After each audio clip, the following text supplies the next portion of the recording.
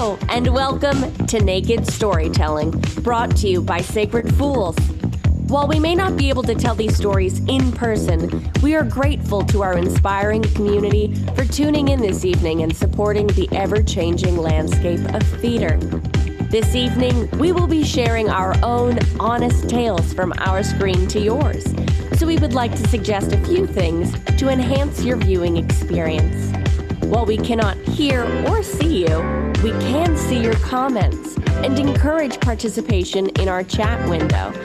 There will be no intermission during this performance.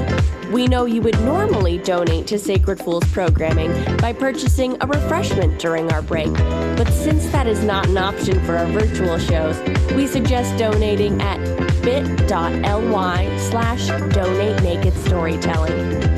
For updates on our new virtual programming, follow us at Sacred Fools LA on Instagram and Twitter, as well as on our website at sacredfools.org.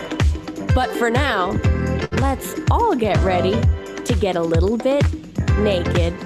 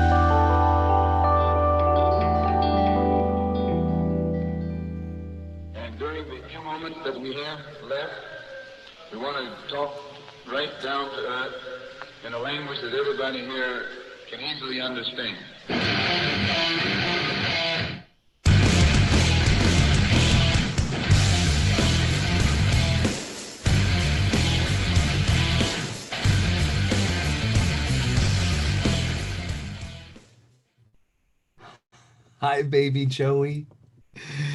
It's me, teenage Joey. You're healthy. I mean, you look like you're ready for a fight, but you're healthy.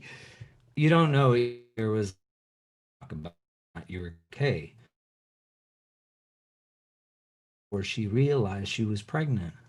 You're going to hear about all of this over and over and over again about how you are the miracle child, and Mom will often say, but I always knew my son was meant to do great things in this world. Mijo, the world will know your name.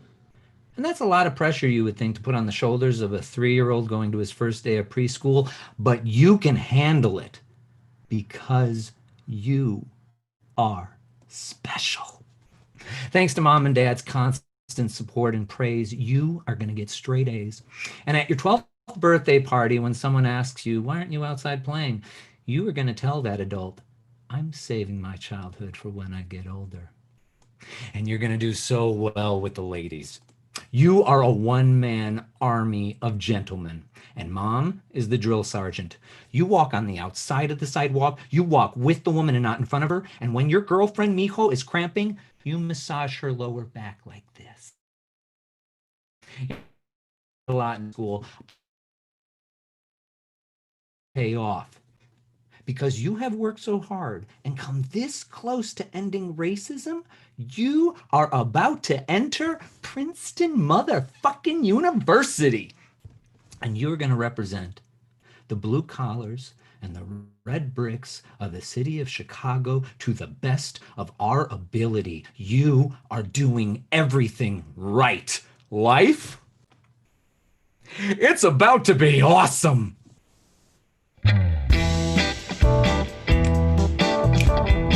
Ladies and gentlemen, welcome to Naked Storytelling. I feel like singing to that song. It's a nice groovy song. Is everybody feeling groovy out there? Please leave some comments on the YouTube page. Are you feeling groovy? Let me hear a groove, hell yeah. Let me hear a groove, hell yeah. Welcome, ladies and gentlemen, to the second installment of Naked Storytelling, produced by Sacred Fools Theater in collaboration this month with our very good friends, AMU Theater, aka Theater. But let's get this show started, and boy, do we have a fun one to start with.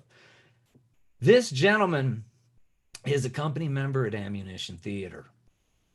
He hemorrhaged for 11 days and survived over 30 hours of brain surgery and an eye removal.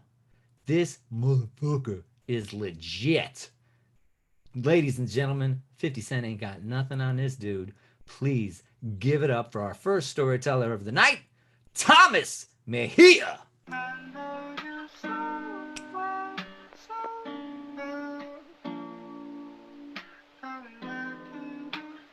Ooh, I like this.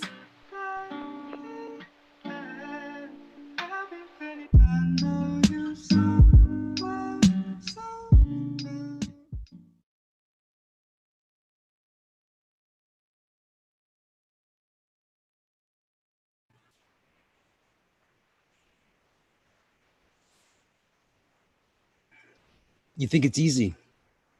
Sit down, write this out. To be honest, I don't want to talk to you. I'd rather watch you. If I could watch you, that would be something I would want to do. If I was allowed to do that, I'd like to watch you smile or interact with people. Laugh, like a sincere, real, honest, guttural laugh. I'd love to sit back and let nostalgia just wash over me. Remind me of the things I forgot. Take me to places like in between two cars, skating down Fifth Avenue, holding on the trucks and dropping acid and fucking break at night, being in cabs, partying. I don't want to talk to you, man. I would rather you just do what you're doing.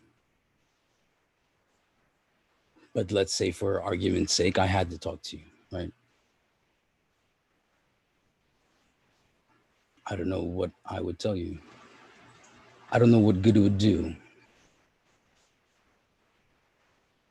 Like, what good would it do if I told you you were dying? Would that help you?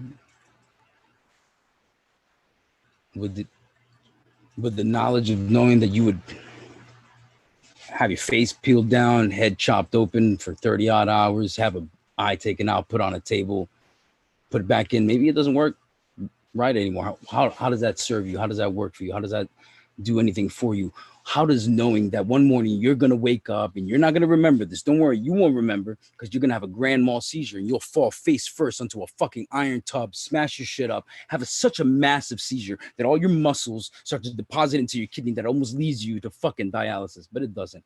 Instead, you get pumped full of fluid and have fluid in your lungs. You still feel it. How does that help you? It doesn't. I could grab you, slap the shit out of you and tell you, Thomas, talent isn't shit. It isn't. You need to grab that shit, do something with it, mold it, form it, turning it to something. Because talent only takes you so far. You know where it takes you? It takes you to a beautiful little room and has a giant glass window in front of it. On the other side of that window is everyone doing what you love to do, everyone but you. And you'll inspire shit. You'll help inspire a play. Somebody will write a play about you. The people will play you as characters, but you won't do any of it yourself. I'm sorry, man. I'm being tough. I'm being tough, and I'm just being tough because I saw it happen.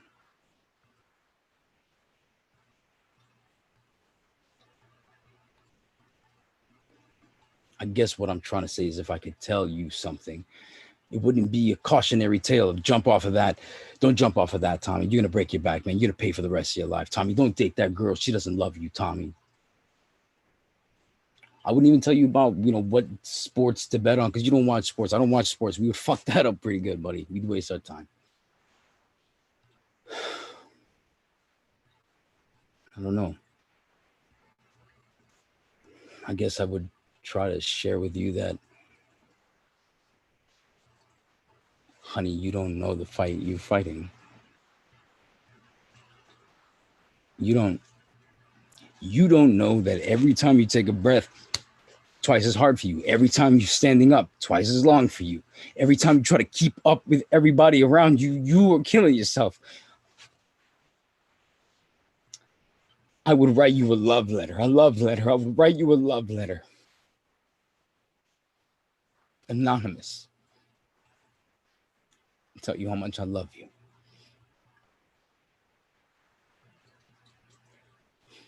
Just because you love people, they don't return that love. You chase them your whole life. It doesn't mean that you don't deserve love. It doesn't. You're kind and stay that way. Beauty isn't anything. Money isn't anything. You know that.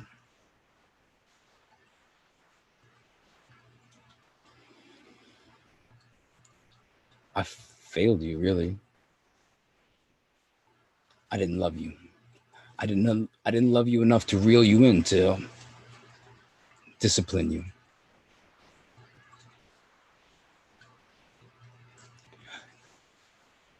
This has been honestly more of a journey for me.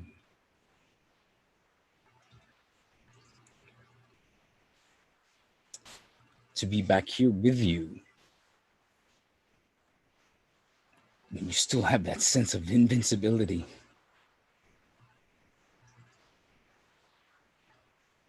Is an honor for me. Whether anybody else has seen it, anybody else noticed it, is irrelevant. I saw it. I saw you. I love you. Now.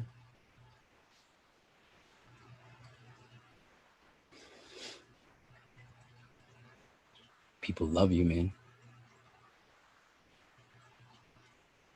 Maybe not the ones you thought, but they love you. They're amazing. You have some of the greatest friends in the world. People that come into your life and change you, make you a part of their family. I guess I would tell you that. I would give you that hope to know that it's going to be hard. Don't lose your faith. It did all of that. It took care of all of that. It brought us here. Here we are. It'll take us there. You just be patient.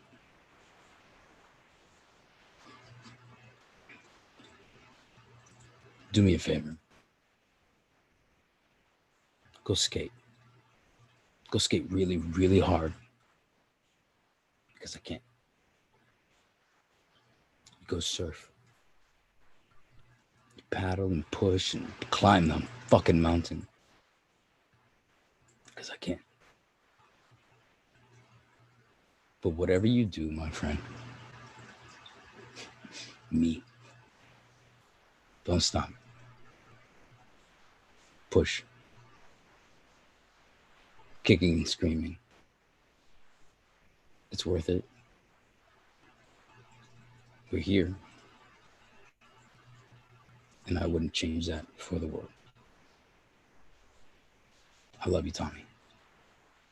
God bless you.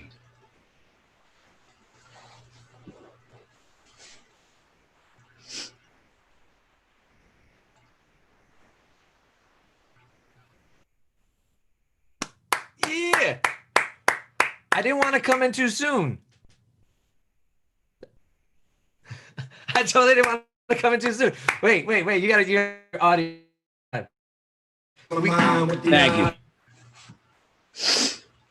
I mess up my mind with the eye patch. Mess up my mind, mess up my mind. Come on, dude. Tell me just 30 seconds. What happened? What's going on here? So I was born with an AVM, which is a malformation, but not just one. I had two here and one here, and I had an aneurysm in the Chiari brain. So it was like 23 and a half hours here. I had an 11-day hemorrhage, and then this ruptured, so they had to pop the eye out, but it wasn't enough, so they cut it off, and then they clipped it and put a titanium plate in there, and then I went. Oh my God. You've got to know. be kidding me. You're You not know. making this up, and now you're this $8 million man? It would cost $1.8 million to do it. You are the $1.8 million man. Thank you, We brother. really appreciate you sharing your story tonight. Thank you Thank for you being for with us. having me. It's an honor to Wherever talk. you're at, give it up one more time for Thomas Mejia. And now, part 2. Oh, yeah. What?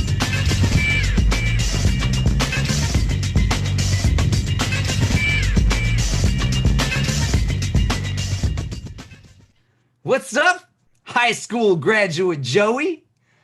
I'm sorry, I know you're about to head off to college. What's up, Joe? So, college. It's going to be a little bit tougher than you expect.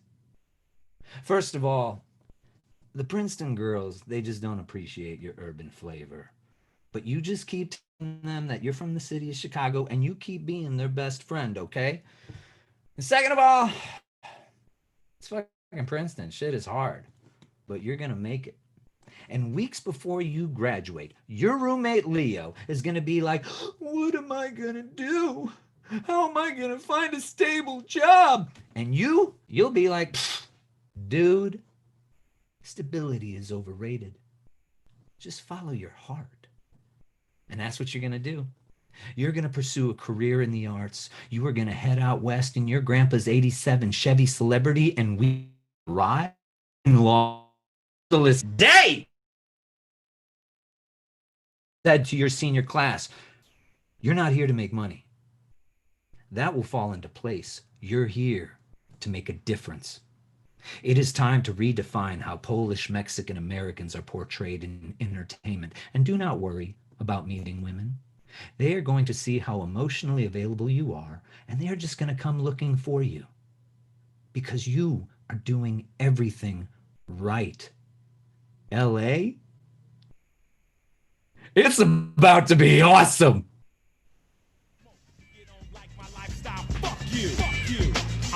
Oh yeah, that's Ice-T. Ladies and gentlemen, our next performer performed with Archway Theater Company, and she can be followed on at Brittany _McSorley. We're excited to have her with us. Please give a big round of applause wherever you're at for Brittany McSorley. Move to it. What?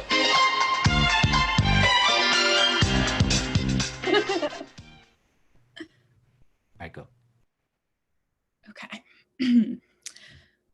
Brittany, I'm writing to give you an important heads up. As you know, you are incredibly bad at sleeping.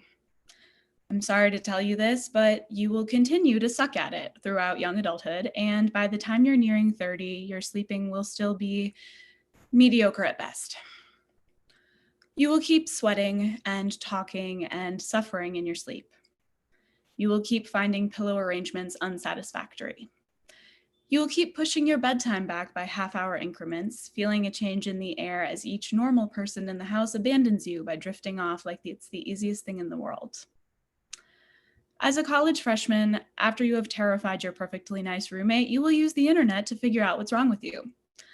You will discover that when you scream yourself awake, convinced you're not alone, sometimes even running from the room before you're fully conscious, then wait for your breathing to slow and the trembling to stop as you apologize to your dimly lit surroundings, you are actually experiencing night terrors. You will try to make the best of this diagnosis and turn it into a charming factoid. I'm nocturnally disturbed.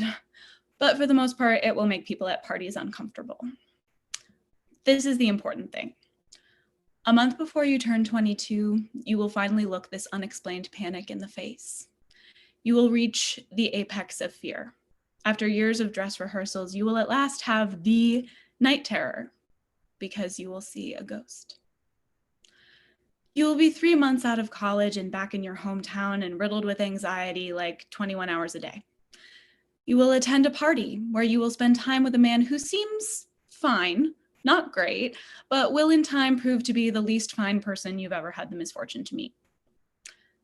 You will stay overnight at the home where the party is held. The house will unsettle you as soon as you arrive, but then a beer will be secreted into your hand and you will put the bad feeling out of your mind because you are at a party. You're part of something and you're young and you can smell the ocean and the sun is going down and there is a gin and tonic sizzle in the night air and you have all the time in the world. You will only remember the bad feeling when the party has worn itself out and you are tucked away in a room at the top right corner of the old creaky house, sharing a bed with the terrible man who, again, seems fine, maybe a little sloppy, but actually has a darkness in his heart that will somehow be your problem for months to come. Just before 4 a.m, when this unfamiliar home is flooded with darkness and the yard and the trees and the road out in front are silent and still, you will pop awake out of a dead sleep. You will not bolt upright, your body bursting with movement like all the other times. You will not swat at the empty air, desperate to fight off an invisible attacker. You will not traumatize your environment with a scream. Your eyes will simply open for no reason. That's how you'll know that this is different. Then you'll see him. For just 1 second, you will think that the terrible man has decided to get out of bed and walk to the bathroom or open the window or grab another blanket. These reasons would explain why a figure is standing next to the bed, close enough to touch, and looking down at you. His shape will be illuminated by sparse moonlight through the window behind him. He will be hard to see at first because the room is very dark, but he will definitely be standing there wearing clothes he did not have on when you stumbled to sleep just a few hours ago. You will calmly reach across the bed with your left hand, and you will brush the sleeping shoulder of the terrible man. You will realize that he is lying there beside you, so this shadowy figure by the bed, this silhouette with a darkened face that still hasn't moved and is wearing what looks like a checkered suit, must be a murderer. Your heart will begin a pinball journey around your chest. You will fling your body backwards into the terrible man who will not wake up and help you because he sleeps the deep, restful sleep of sociopaths. But the other man, the one you cannot look away from, the murderer in the checkered suit, will finally react to your reaction. He will begin to float backwards toward a corner of the room, away from this strange bed and this cold house where you can no longer smell the sea. Once he reaches the corner, he will fade away, slowly, like the picture on an old TV set that a cranky relative has abruptly turned off. Your ragged breaths will go uncounted, and all around you, you will feel the weight of the house, which you now know is 100% haunted because that was a fucking ghost.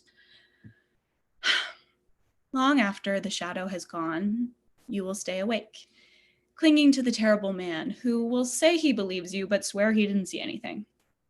This will be far from the last time he proves himself worthless. When the sun comes up, you will hurry down the worn steps and past the peeling paint in the hallway and get into your Honda Accord and speed away from the historied house. The terrible man will stay for a breakfast of stale smoke and scratchy throats and heavy heads with the other party guests. He will tell them your story, and a young woman who has stayed in that bedroom before will ask if the shadowy figure was wearing a checkered suit. You will wonder, later, what the ghost wanted. You will play with the possibility that the spirit was a source of light, that he was hovering like a bedside protector, that he was mere seconds from whispering something crucial through the veil. You will tell this story to everyone you love for the rest of your life. You will wear your troubled, sleepless nights like a badge of honor, satisfied with the trade, a lifetime of 3 a.m. adrenaline bursts for a minute of seeing what only the chosen few get to see. Every time you rearrange your pillows and brace yourself to extinguish the last lingering light, you will know that you are not bad at sleeping. There is simply too much going on to ignore. Thanks, guys.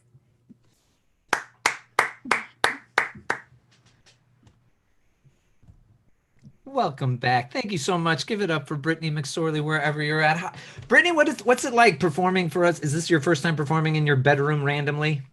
It is, yes. Well, you got some wonderful comments. Shout out to Amir Levy, who said this letter is not for her younger self. It's for all of us. Oh, so thank you. So thank you for sharing it with us tonight. Okay, part 3.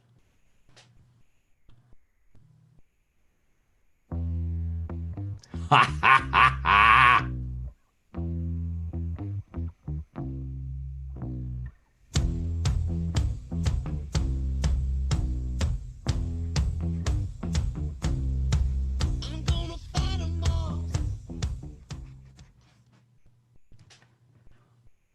What's up, College Joe?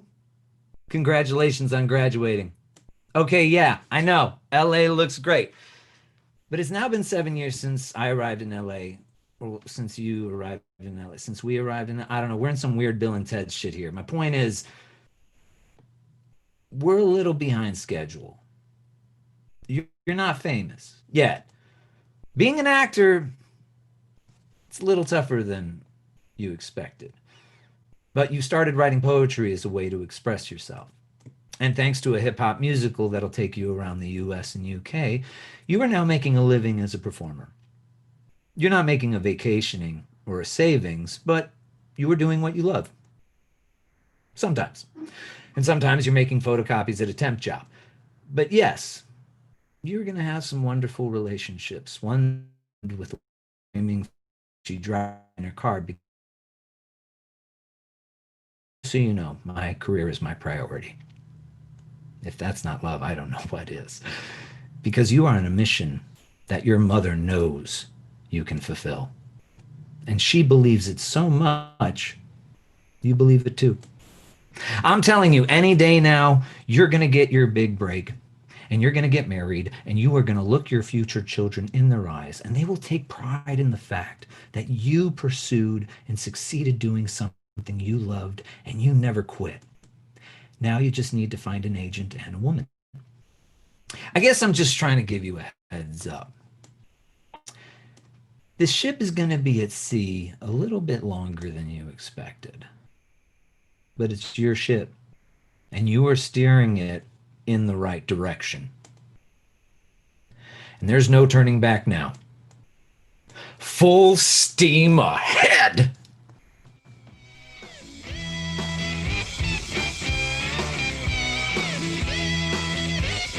Who?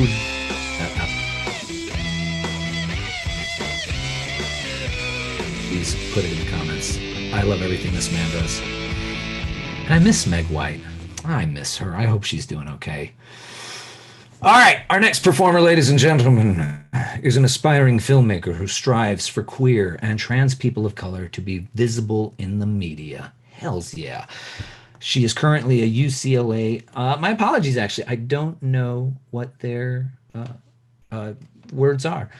They are currently a UCLA undergraduate student where they're a part of LCC, a UCLA's Asian American theater company on campus. Please give it up for Yen Dinh.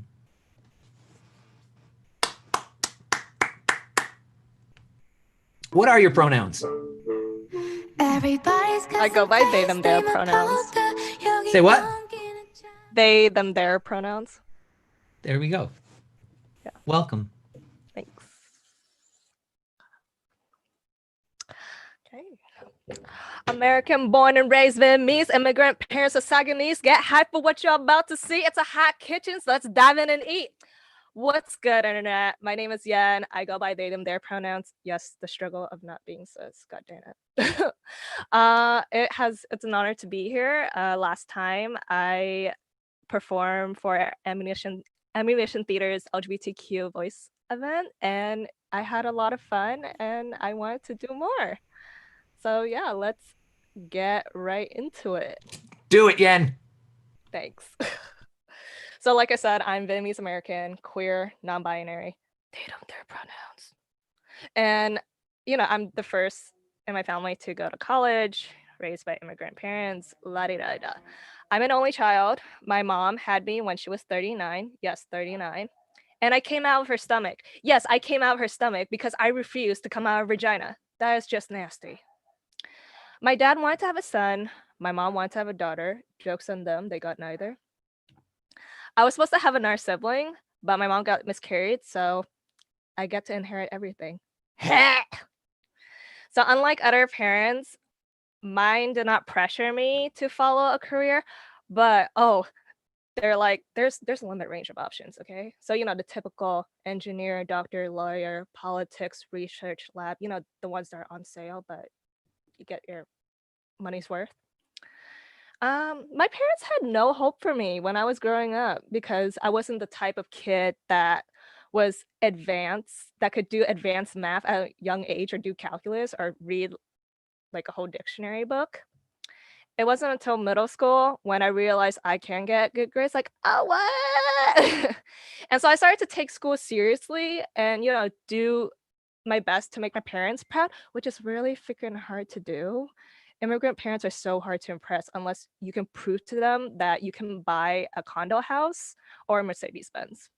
That's when they start, oh, okay, show me more. Anyways, so again, growing up, I didn't need anyone to tell me directly in the face that failure is not an option.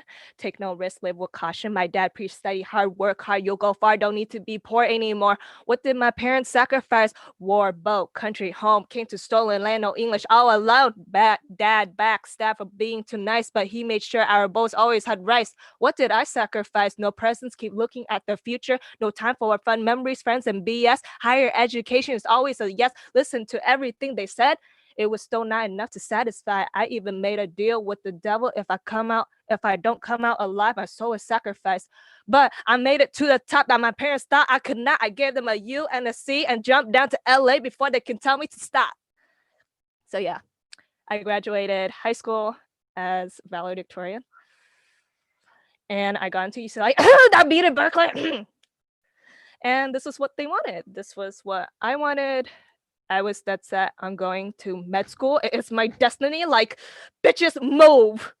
I wanted to be a cardiologist. And if that didn't work, I'll be a primary care physician. And then if that didn't work, I'll be a physician assistant. And then if that didn't work, I'll be a nurse.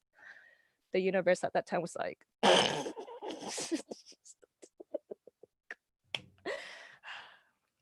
so, I started having my life crisis moment. Not even my first quarter of college. It was at orientation. Freshman orientation. So while all these other kids who are majority pre-med were all stressing out about what classes to take for their major, I was there, scrolling down, looking through the list of classes. I was like, okay. And I found this class titled anime and it counted as a GE. And I was like, I'll take it! Because I was that desperate to run away. I had this discomfort that kept telling me if I'm keep going, I might reach a point where, I can't go back even if I wanted to. And the pressure of being an only child started to sink in. Yes, it sometimes sucks. So this model bribe's minority false success. If we work hard, we won't live depressed. So why are you unhappy with your major? Your parents did you a favor. They put you here so you can succeed and have everything that you need. So why have you lost faith in who you want to be? It is the survival of the fittest. The one on top is the smartest. Ignore the ones who work the hardest. So why do I feel like I'm at my lowest and not my highest? Let those numbers take over your identity. Prove your worth in this capital factory so that you'll be awarded a big fat salary. When your dreams become overcompromised, obligations cover over our eyes, we mold ourselves based on those lies, and you question if the answer is suicide. It's either you or this world. Who do you say goodbye? Black lives cannot breathe. All they can do is just breathe. People refuse to see how fucked up is the American dream. Help doesn't always come when you scream. Why is it hard to breathe? I say on repeat, I want to be a monk. All I wanted was to live for once. Number of digits doesn't really count. Happiness comes in how many ounces? Dear me, what is it that you want to be? I can't say no to what my fam needs. This world runs on greed. The consumers need to feed. Capitalism is the seed. Who are you trying to please? I'm struggling to find at least. My parents still want that degree. And they threatened to smash my head if I drop out right now. So anyways, so I realized, you know what? If I'm gonna be broke, either way, coming out of med school with debts or, be a poor broke artist, you know what? Fuck it. Fuck it. In a nutshell, I did a 180-degree flip, went from pre-med to doing film because I was just tired of riding that conveyor belt that grooms you to be part of the labor force after you graduate. And, it's not a coincidence that art, theater, and film are majority white students versus all the other POC racial minority students are so concentrated in STEM. Because for some, it's necessary to feed their family. The struggle is real. And I think it's actually critical to dismantle this racial and economic capitalist society that is built on genocide and slavery and still continues to work off the backs of racial minorities. And this freedom got me scared shitless, but you can't live without any risk. Be ambitious like it's nobody's business. Passion comes with privilege. What would I tell myself if I don't make it? People say, honey, you gotta fake it. You only live once, comes once, you gotta take it. I want to live not just to survive. I will fight till you see me thrive. In the end, we're gonna die. So I'll pick the path that I feel is right. I'm sick of living a life full of lies. I'll fuck this world up that you can't deny. Sorry, I wasn't born to comply. My nature's to fight that bitch. I'll fucking give you a big surprise. You know, this has been Y to the E to the N, and it's been fun, and hope to see you again. Thanks for my TED Talk. Thanks for coming to my TED Talk. Well, Yen, this is my first time meeting you, and I just love your personality and your energy. It is so beautiful to have you in our space tonight. Thank you. I love everything. Your life seems very rich. Like everything around you, you seem to carry everything with you. Like. Yeah, I wish, you know, I wish, yeah. Oh, I don't even mean that way. I mean, everything that, like, your walls behind you feel like they tell me quite a rich story. What do I need to check out? What do I not know about? What has radically shifted your life, whether it's music or film or television or anime? What will blow my mind that I may not know about? Damn. I don't know, fam. Just like, what do you always do? What do I always do? There's a movie called Searching for Bobby Fischer, which came out in the 90s, which I'm guessing you've never seen, but to me, it's my philosophy on life in 2 hours. So I always go back to that when I need it. Is there something you go back to? I think for me, like, one I can think of right now is like a novel that got turned into an anime series and a live action audio drama. It's called Grandmaster of Demonic Cultivation. Okay. And it's a fictional fantasy novel, and it sets in like some pre-modern era in China, and I just love how the two main characters just happens to be male and they fall in love. And you know, it's not just like romance, it's this story talks about politics, it talks about, you know, the evil nature of human beings, it talks about friendship, it talks about betrayal. And I'm like, wow, look, straight people, we can be gay and still all do all these things. And you know, I'm so proud to say that the live action adaptation won Asian Drama of the Year. Like, I'm talking the whole Asian continent, okay? And not just America alone. Okay, y'all are in your own bubble. And it beat so many straight, like, romantic drama, and I'm here like, take that, yeah. And so, you know, it just became an inspiration, and you know, it just fueled my passion to continue wanting to destroy straight cis people. What? That makes me very happy. Thank you. Please put it in the chat because I want to look that up after this. Okay. Please, everybody, give it up one more time for Yen. No. Now it is time.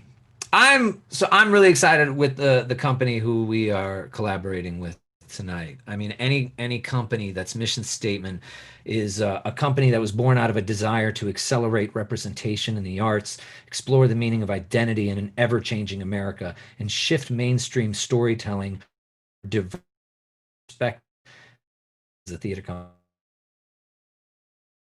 give light to and exposure to. So the one and only Thomas Mejia is going to come back for a quick second and introduce us to a fantastic theater company known as Ammunition Theater.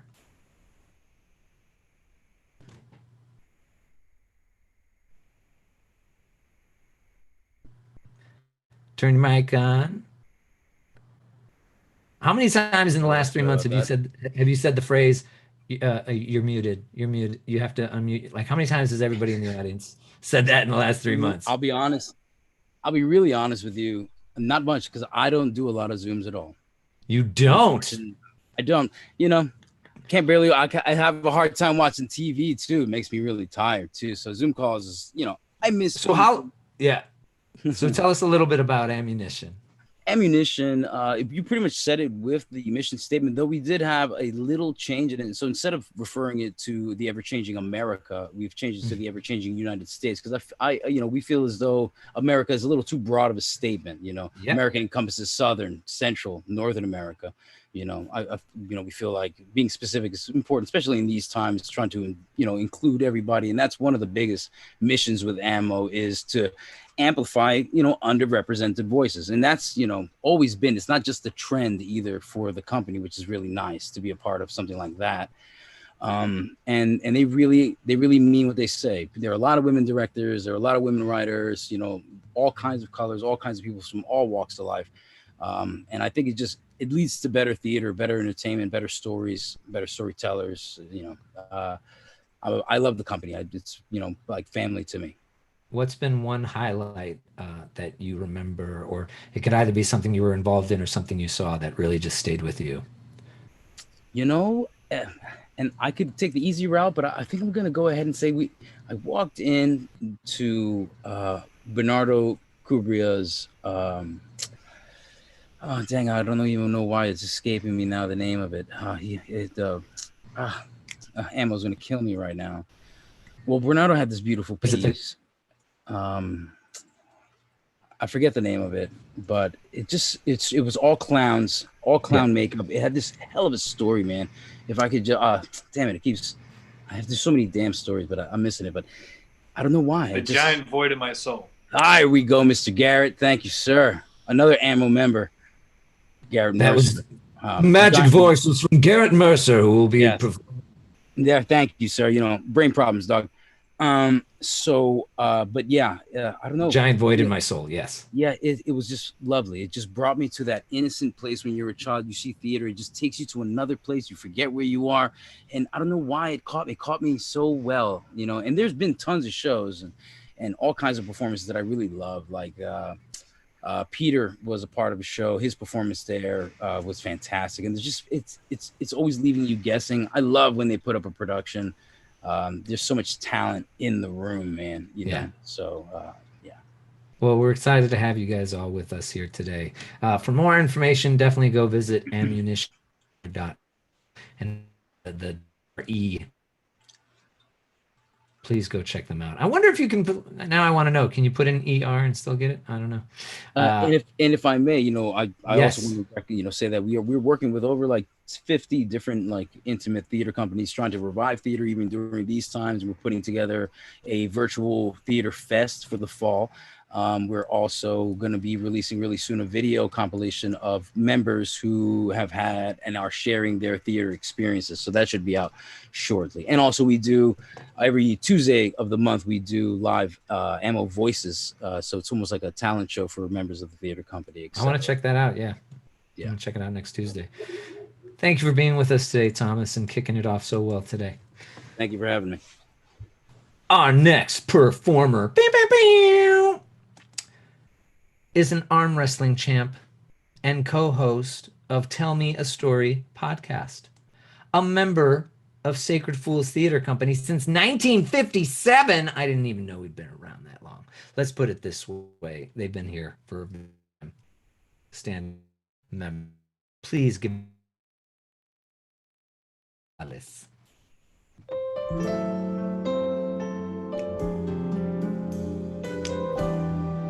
Woo! What do we got here, Marian? Juan Gabriel. Oh.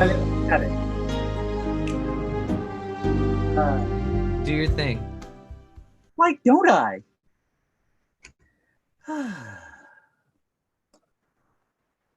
Now, I don't remember nodding off. I don't remember closing my eyes. I do remember that some new country pop song was playing in the operating room. It doesn't matter which one, they all sound the same. I didn't fall asleep, I just went away, I guess. And then I was just suddenly in another room. I was sat up in this bright room, certain only that this was suddenly sunlight instead of fluorescence. And a shape approached and dropped two glossy photographs on my chest. I look up to thank them. The shape is gone. And the room is now very dim because I am back in the room where I started this morning. I don't know why I've been giving these glossy 8x10s, but I have them. And it starts to dawn on me what they're of and why I'm here. And that was the last thing I remembered clearly. And the pieces I do remember, I don't think I remember them in order. My wife found me shortly after. She said I was singing to the photos. She doesn't know what the lyrics were because, for one thing, I was full of anesthetic. And whatever it was, that song was happy and triumphant. Later that night, after the anesthesia had mostly worn off, I remarked to my wife that it would be funny if, when she first found me, if I'd said to the photos, "That's them, Your Honor. That's them. Throw the book at him, officer." Turns out when I first spotted her, that's exactly what I did. And in fact, I had been repeating that joke all day, waving those photos around. Forgetting each time that I did that like it had been the first time. Often enough that my wife had to throw out her leftover Mongolian pork skewers. So look, I had to get rid of them. For 2 years, I'd been taking strong medication because of what they've been doing to me and my body all my life. And this medication had improved my life in ways I never imagined possible. My life finally made some sense, and my body wasn't completely horrifying. I started to figure out how to want to exist, but the side effects of some of the medication were really hurting me. On the lighter end, I'd get severe nausea if it got hotter than 70 outside, and I had to be very slow and careful with my movements, especially if I stood up. I'd regularly refuse to be careful, and I'd feel it. It's worth it. But as a person who's me, I had one choice. I had to get my balls cut off. It's not any kind of secret that trans folks are convinced by themselves and others that we don't know how to human properly. You grow up and you have no reference for what you're feeling and what to do with what the world tells you about how you're meant to exist in it. It's just part of the experience. And things happen to other people your age, and it fills, everyone with confusion. And strangely, and others, the boys, it seems, it tends to bring joy and excitement and this weird pride. In the locker room, you see boys your age seem to bond over things like armpit fuzz, the way voices crack and deepen and warp.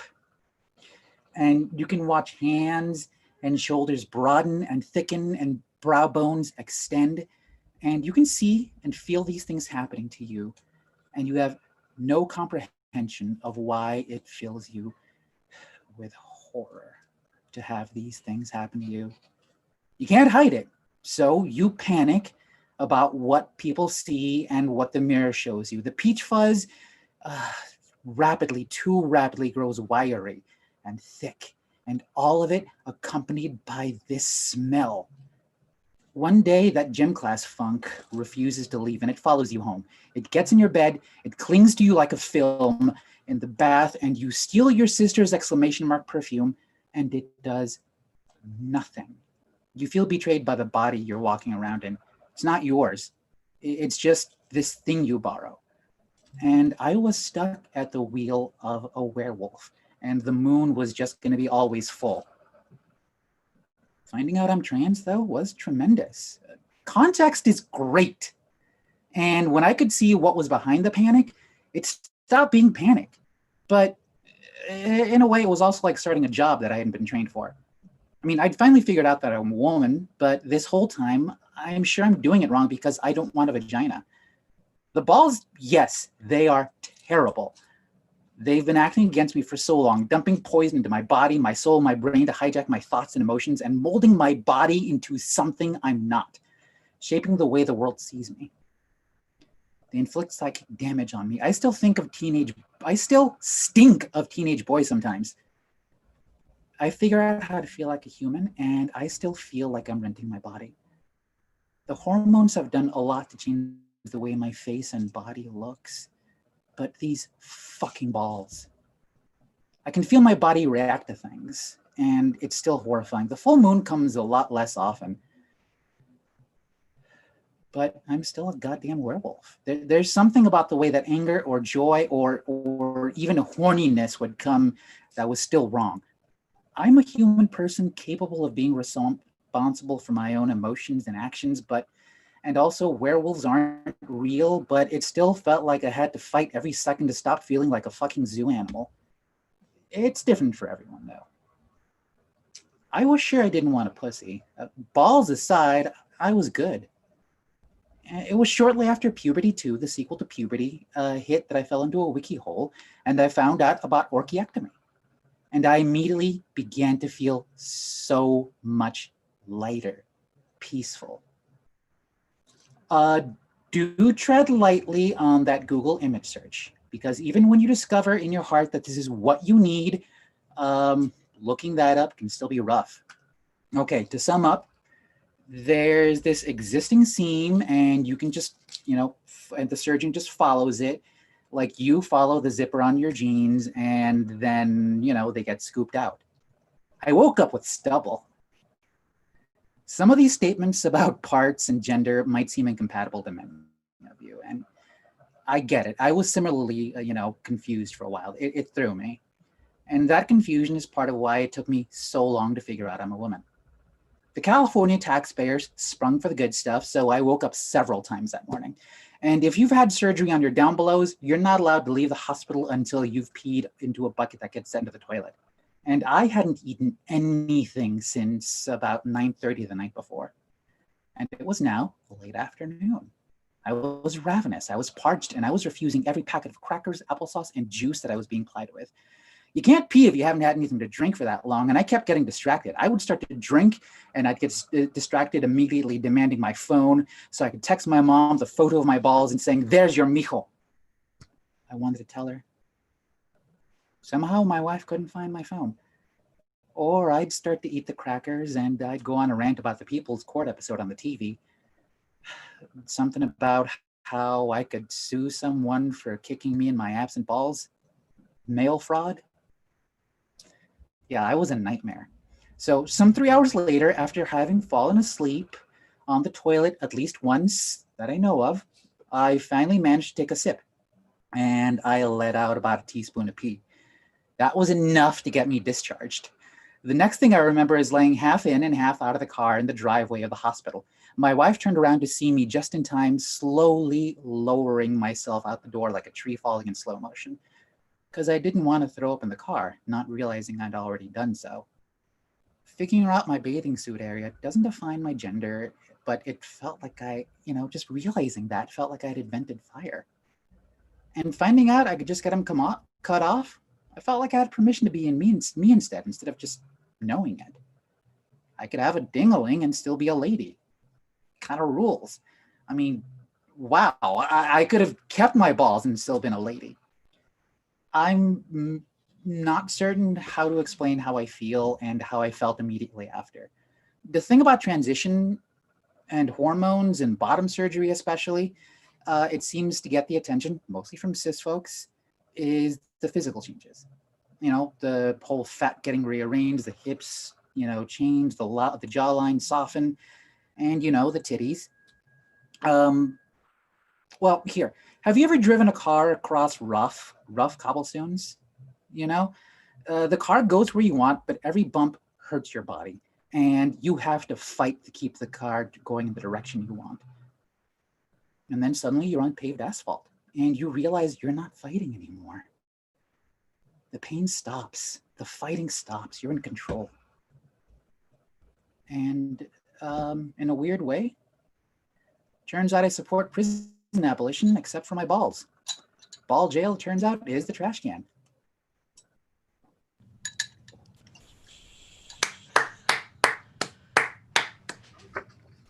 Marian, thank you so much for being with us tonight. You're welcome. I'm happy to talk about my balls. You're such a joy. And obviously the comments, not only on the piece, but also just you win for the greatest background tonight. It's amazing.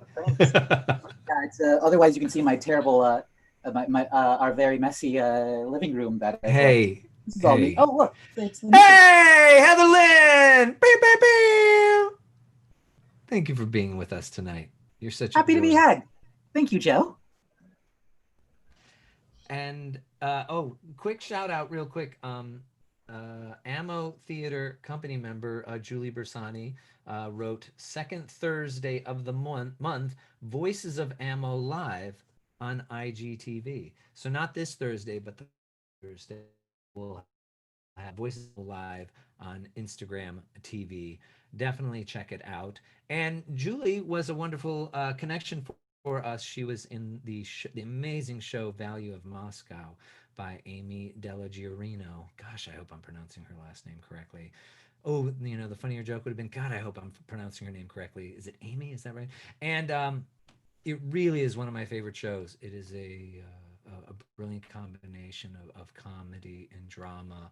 And if you caught it, awesome. If you didn't, I'm really that's a shame. I wish there was an opportunity for you to maybe catch another performance of it. But I don't know. In completely other news, tomorrow Sacred Fools will be announcing the next show in their revised series. Is it revised? That's right. We are bringing back some of our favorite shows from the past couple years and doing Zoom performance of them. That announcement will be tomorrow, so check all of our social media. And now, in Joe Hernandez-Kolski's Adventures, Part 4. Have fun, y'all.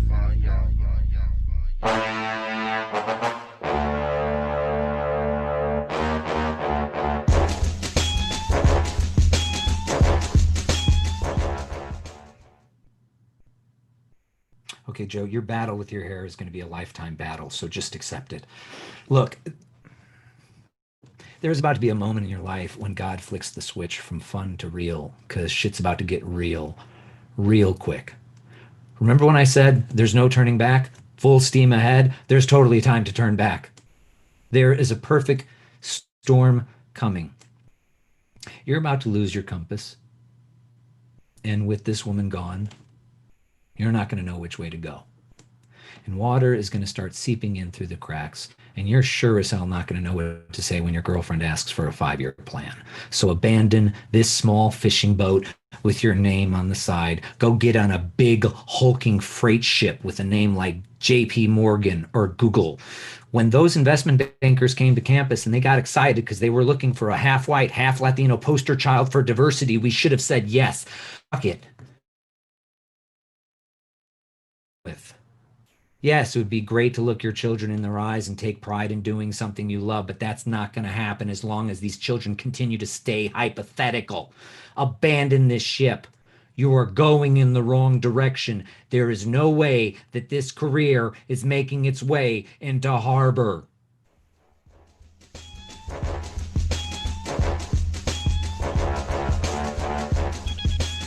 And after this next performer, we will have the conclusion to the Joe Hernandez-Kolski letter to his younger self.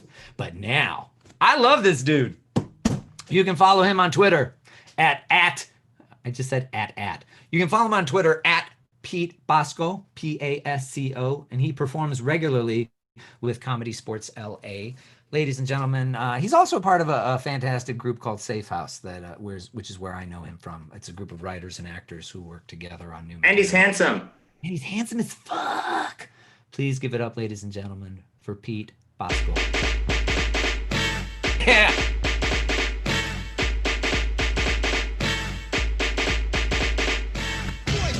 Yeah, Spider-Man and freezing full effect. You gotta do Roger Rabbit. You ready, Ron? I'm ready. You ready, dude? I'm ready, Slick. Are you? Thank you, Joe. Thank you. Are you ready, Pete? You ready? Yeah, man. You know it. Let's do this. So I was a fat kid, and it wasn't like a genetic thing. It was just that I love to eat, man. Doritos, cereal, hot dogs, donuts, ice cream, Kraft singles. The best was when you had an English muffin, you put a whole bunch of butter in it, put it in the toaster oven. That was like a celebration, right? So a lot of kids used to make fun of me in school because I was fat. So being at home was my safe space. I could watch TV there. I could eat all I want. Everything was good. In the 4th grade, my uncle moved in with us from Peru. It was my mom's brother. He moved into our apartment in the Bronx. And he was kind of like, if you've ever seen the movie Touch of Evil, he looked like one of the Latino greasers in it. And he specifically only cared about a few things. Like he cared about combing his hair. He'd put some BO5 oil in it. He was always fixing and combing his hair. He would always do these workouts where he's doing push-ups and he's doing jumping jacks and running in place and breathing the whole time like this. I don't know what that was about. And after each workout, he would celebrate with his limonade. He would make a limonade in the kitchen and just chug it down like it was the, like his championship belt or something. But the thing that he loved the most was to make fun of me. Because when people weren't looking, when my parents weren't looking, he would just be like, cerdo, which is pig in Spanish. Panzón, which is fatso, or he'd say elefante, which is an elephant. And he just kept doing this. And I was just like, man, come on, really? Like you're in your 30s. That's what you got? You're coming at me with that? Plus, that's not even the sound that the animals make. I ignored him, all right?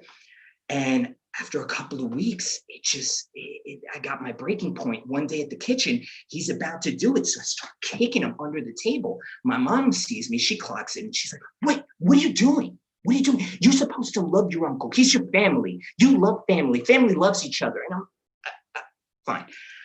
That night, I'm about to, before I go to sleep, I'm just like instigating myself. You know, the way you would your friends, like when you're outside and something happens, like, oh, you're gonna let him talk to you that way? Like, come on, man. That's a fight on my block. I'm just saying.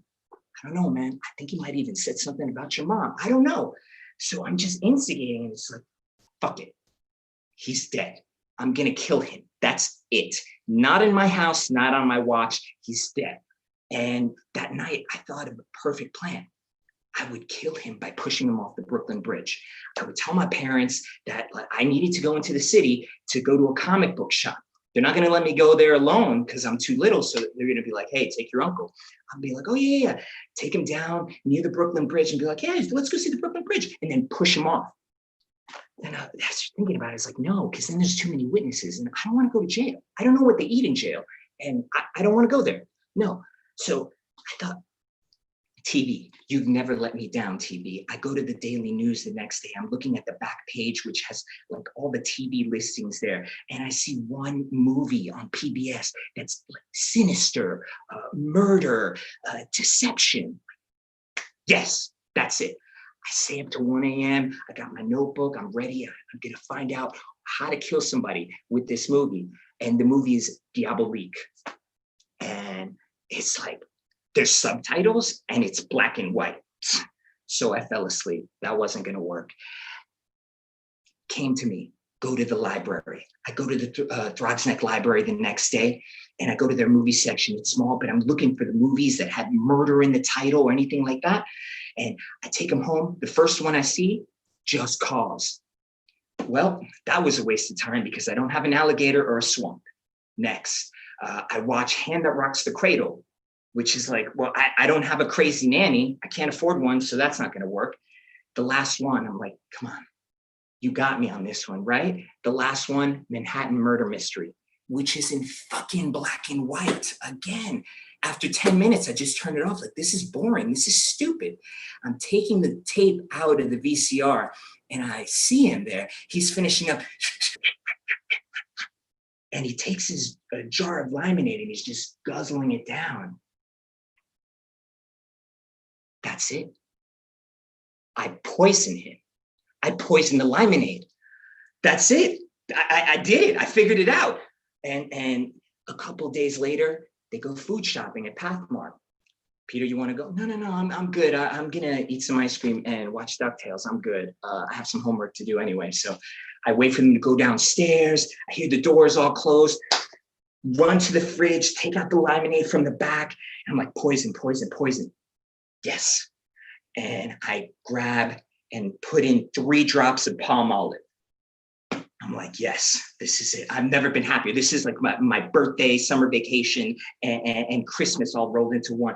I put it back in the fridge. I grab a couple of craft singles, and I'm just making a bowl of cereal, enjoying myself. Then it's like, wait, hold on. You want him to die, right? Not just get injured, but you want him to die. No, yeah, I got you. I go back to the fridge, get the limonade out, and put like 3 squirts of Palmolive in there. Great. He's definitely gonna die. Oh, this is amazing. This is English muffin with a brick of butter time. I'm just eating it all. It's so good. And I'm like, wait. We want him to suffer, right? Like, yeah, he needs to suffer for what he did. I got you. Go back in, throw some more Palmolive in there. He's gonna die instantly. It's gonna be great. The next day on my way home from school, I'm just like so excited. Key after school, open the door, walking up the steps because we're on the 2nd floor apartment. I'm just like, yes, I'm waiting for my mom to say like, hey, I got some news for you. Please sit down. Your uncle, he's in the hospital or he's dead. My mom is on the front step. Oh my God. She's like, hey, sit down in the kitchen. I need to talk to you. Oh, yes. But my uncle is in there in the kitchen with his arms folded. And I'm like, oh shit, deny. He doesn't know anything. They can't prove anything. It's fine. And my mom's like, sit down. Did you by any chance do anything to your uncle's limonade? Shit. You gotta tell her. No, why would I do anything to my uncle's lemonade? I mean, we're family. We're supposed to love each other. I don't, what are you talking about? So she turns around and she's telling him, see, I told you, he loves you. Your family, blah, blah, blah, going on. And he's looking at me and her, and I'm over her shoulder. I just look at him and I go,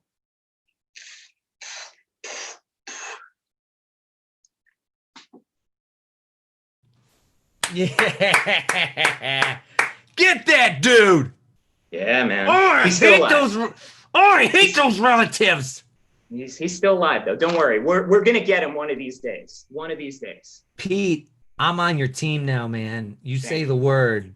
Thank you. We can do that revenge movie that gets out of control, and then before we know it, we're in like a worse rabbit hole than we've ever thought we'd be. I'm down to go there with you, dude. Yeah, that's what I needed, a rabbit hole. Yeah. That shit just leaves marks, man. And I appreciate you sharing it with us tonight. Tell me your social media one more time, man. It's it's just at Pete Pasco. PETEPASCO is my Twitter. And if you want to follow me on Instagram, you can. Drama Yama 24/7. So Do it. that's what it is. Thanks, for Joe. Being with us tonight, man. All right.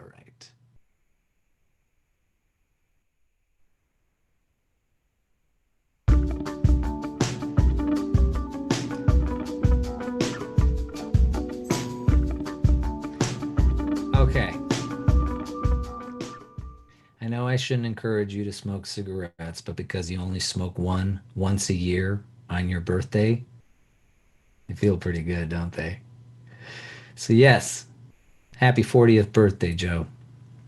And as I tell you this from the future, you're about to turn 47 tomorrow. What? I can't tell you that it all works out in the next 7 years, but it does get better. You do recommit to your career. You worry less. You work more. You swipe right a lot.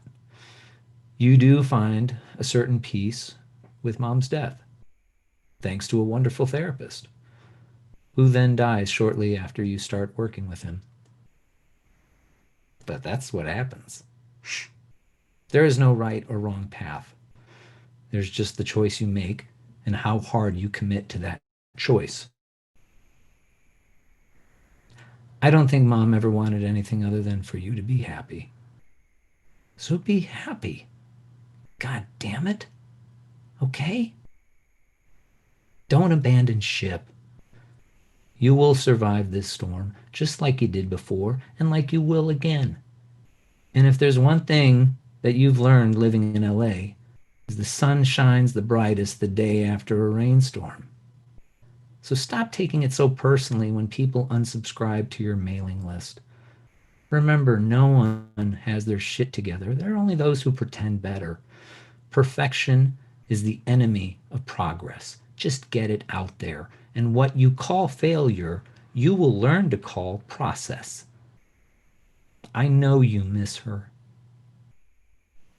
And that will never go away. Just keep being an active participant in your life. And never underestimate the joy that you have brought into this world. Now go have a Smirnoff late blooming lightweight, because in a few years, you're going to discover whiskey. In March of 2020, right when you need it the most. Ladies and gentlemen, we are down to our final performer of the evening. I don't know, this music brings out this voice in me. I don't know what it is. But we're very excited. He is a member of Ammunition Theater, and you can follow his work on mercersmedia.com. Ladies and gentlemen, please give a big round of applause for Garrett Mercer. As I was walking through a life one morning, the sun was out, the air was warm, but I was Dude, tell people about the hat real quick. Hey, man. Yeah. First of all, thank you for letting me send this transmission to like 13-year-old me. And the hat is actually my grandfather's hat, which then became my dad's hat, which now became my hat. I just think that's the coolest thing, man. Yeah, it's pretty cool, right?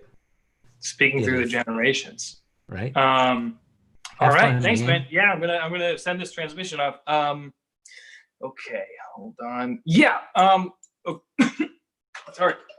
1 second, I just need to drink some coffee. Yeah. Oh, yeah, we like coffee now. And I know that you don't, but I love cold brew now specifically, and it's like pretty much 50% of our veins at this point. We drink so much of it. So yeah. Wow. This is weird. I mean, like timing wise, you're 13, and so that's that's August of 2002. Wow. A lot of fucked up shit happened to us that year. That spring, specifically March or April, I think you're still probably processing. We were actually ventilated. Yeah. And in a coma, for an induced coma for 5 days, and then a lot of fucking, complications and whatnot. I remember being really scared for a few months and not telling anyone. I mean, being that close to, a near-death experience, being faced with your own mortality has unhinged something in us. The crazy thing is now, 18 years later, March, April 2020, hundreds of thousands of people across the globe are now going to be ventilated.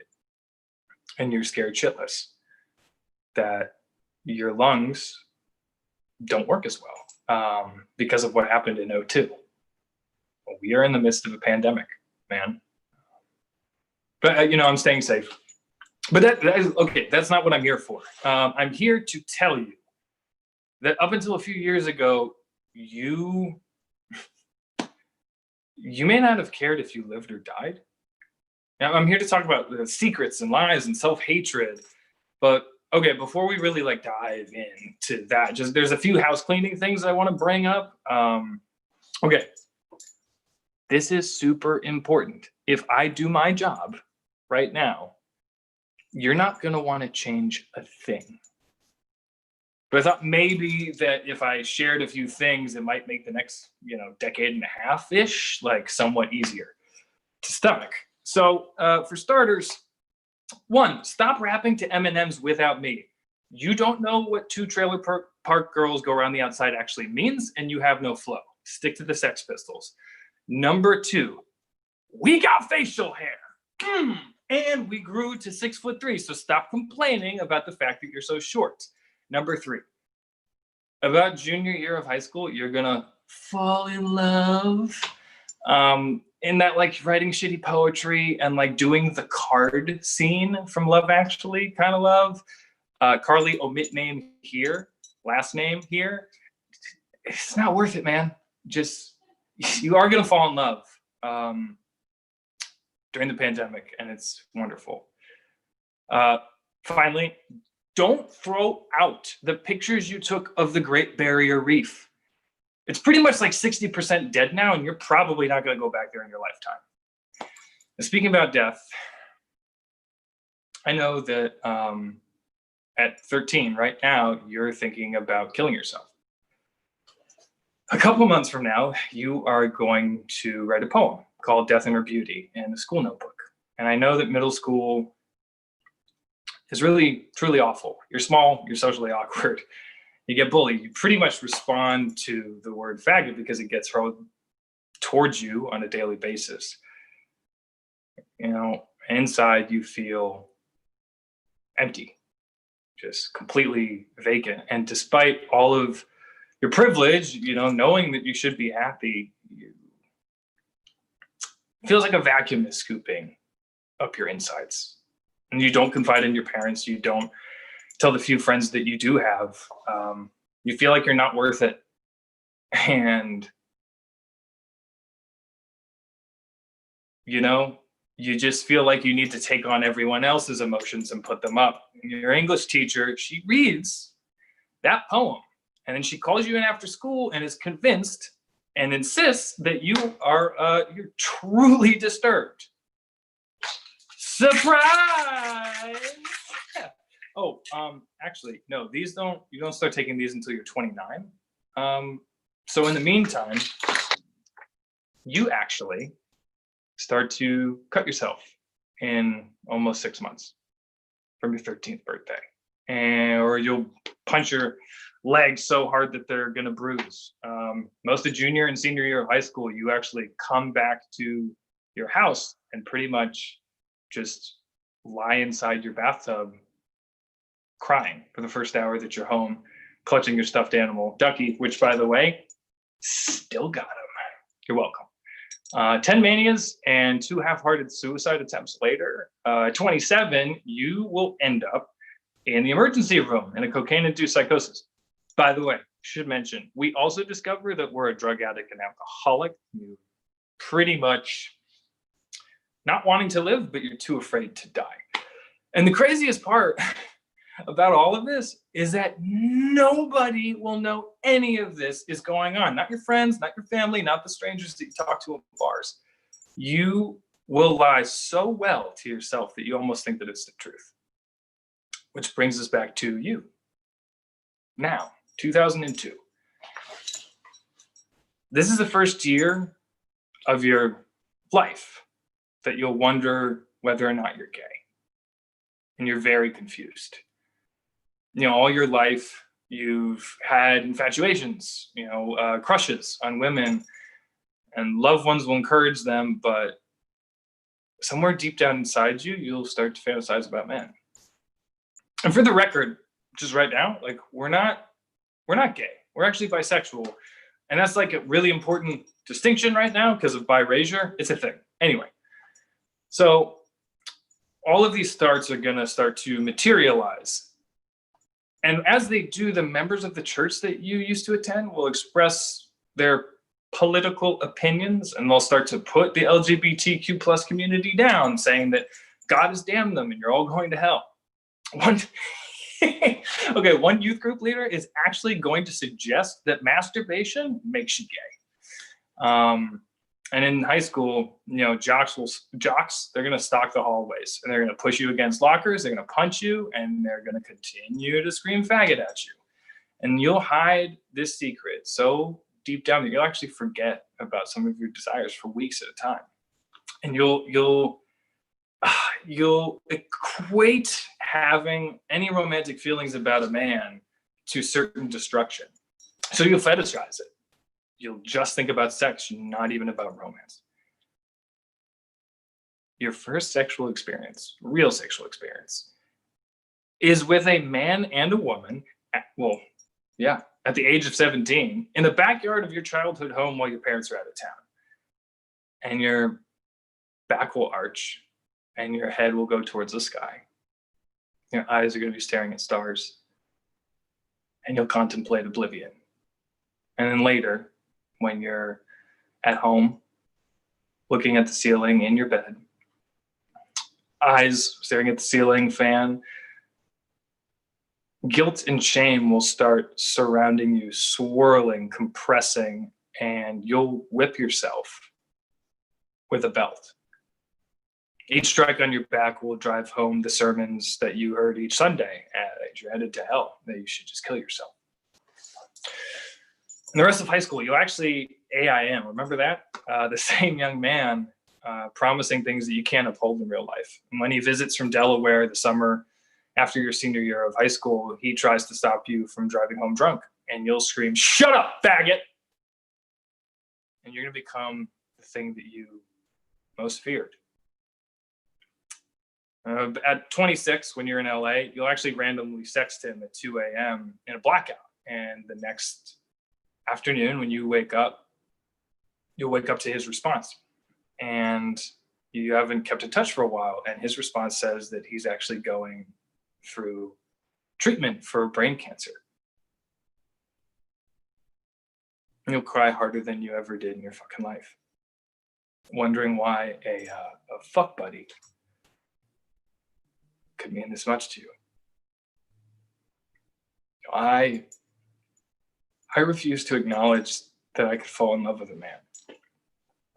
My brain and heart were not aligned. Something had broken in me during those church services. And God had abandoned me. And because I was made in his image, I had abandoned myself. The guy with cancer survives, by the way. But we've rarely really talked since. You know, I could tell you that everything will be okay, Garrett, but, you know, that would be a lie. So, okay, at 27, we get sober, like I told you. And really early on in one of the meetings, you hear this fucking grizzled guy from Boston being like, you know, it's 6 p.m., I haven't lied today. And better than that, I haven't lied to anybody else. And I haven't lied to myself. That. We want that. I knew in that moment that I couldn't be closeted. For so many years, you know, fear had ruled my life, and it gripped me like this like chilling vice. So that same year, you're actually going to seek help for bipolar disorder, and you will get comfortable asking for help. Now, Garrett, great change doesn't happen in one day. You'll come out so many times that you'll forget who you've told. And nobody tells you this, but it's not like some sci-fi fucking beam me up Scotty transformation. It's fucking cliche, but you'll feel like a snake and looking back on its skin. And by the end, I mean, for me, I could not recognize the shivering boy who started that journey. Pity that thing. Something unrecognizable. It's a part of you that's unneeded. It's an emotional appendix.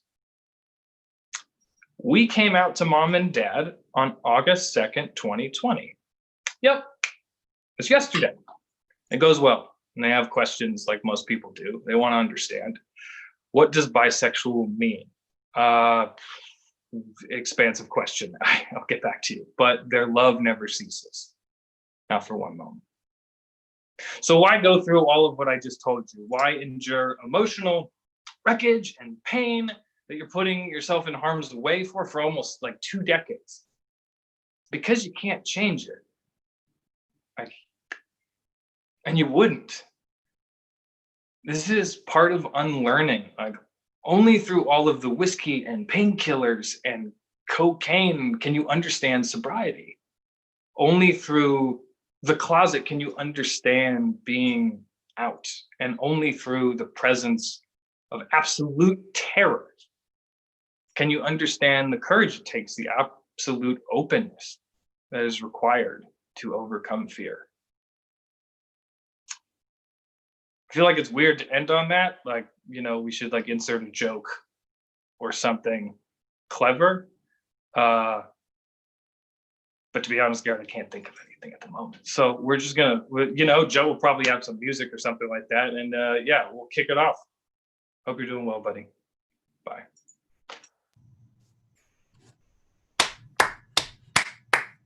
Wow. Hold on. Wait, I feel like a news journalist right now. This just in. What happened yesterday? Yesterday, yeah. I was out to like some friends out here. But yeah, it happened. And so when I submitted for this, I was like, I think I just got to do it. Like, fuck it. And then the day I got accepted and the date got set, and I was like, well, I should probably tell them before this. And honestly, like I'd been getting, I wrote some pieces and I was getting some offers to do writing and some acting to represent that, bisexual men in the arts. And I was turning things down because I was afraid. And I wrote this play this year that's about bipolar disorder and a bisexual relationship. And, my dad kept asking to read it. He really wanted to be involved, and, he loves me so much. And he knew what the subject matter was. He knew that it was about bipolar disorder. And I kept all of the rest of it from him. And I could just hear the pain in his voice. Like, why aren't you sharing your work with me? Oh. And I was just like, I can't do this anymore. It's hurting. It's hurting them. And it's hurting me. And yeah, so that happened yesterday. That is some goddamn beautiful shit. Excuse my language, but I love it, man. I think you can tell I curse a fucking lot. We greatly, greatly, greatly appreciate you being here tonight. Thank you for closing out the show. Let's bring everybody back, please. Such beautiful stories tonight.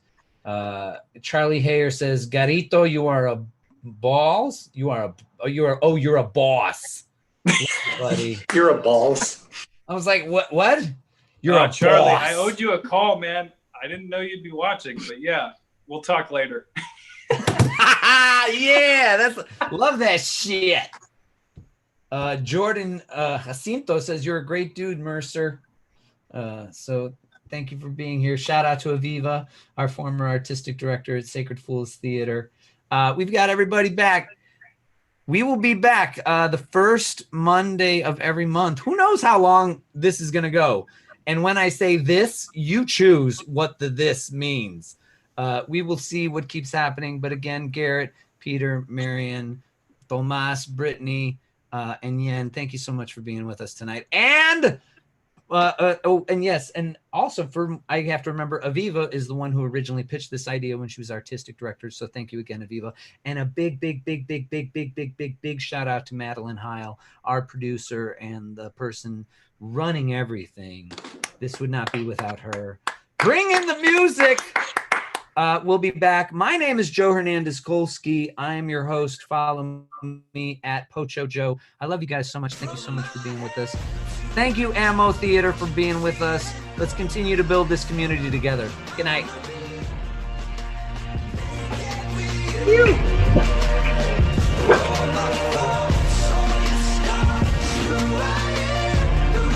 I'm all about the shoulders tonight. I don't know why.